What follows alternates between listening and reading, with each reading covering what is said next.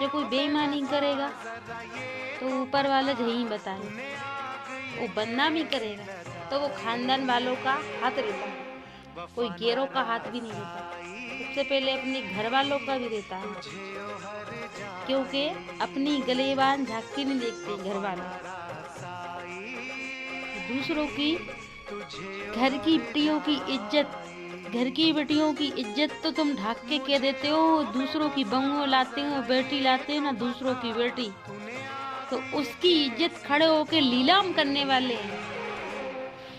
सबसे ज्यादा अपने घर के रहते हैं।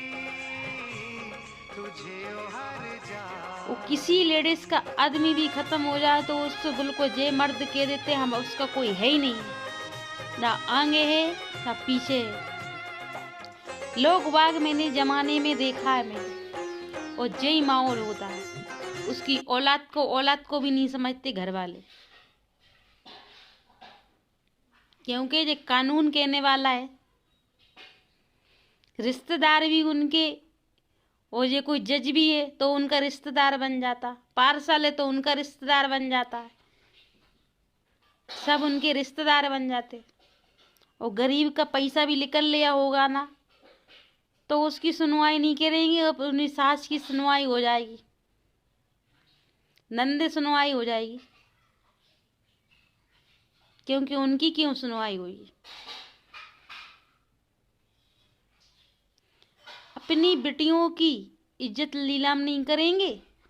और जो शादीशुदा है अपनी घर में बहू बना के तो बहुत अच्छे से लाती हैं, बारात लेके जाएंगी, हम बारात लेके जाएंगी बहुओं के लिए, और बहू की इज्जत यहीं से कटवा देती हैं डायरेक्ट, कहाँ से, इधर से। हमारी बहू खराब है, हमारा बेटा खराब नहीं है, हमारी बहू ही खराब है, जान के अदालत में खड़ी हो जाएंगी हमारी बहू खराब है। थाने में फैसला करने वाली सासें हो जाती हमारी बहू खराब है। अरे तो अपन से भी तो सोता है, अपनी गलेबान में झांक के देखो हम कितने पानी में। बहू किसी की तुम भी बहू बनी होगी, जब तो तुम्हारी बहू बनी है वो, आज तुम्हारी सास की तुमने कदर कर लेती तुम, तो बयान तुम्हारी सास भी और तुम्हारी बहू तुम्हारी कदर कर लेती। तुम भी किसी की बहू बनी थी, हम भी किसी की बहू बनेंगे, हम भी किसी की बहू लाएंगे।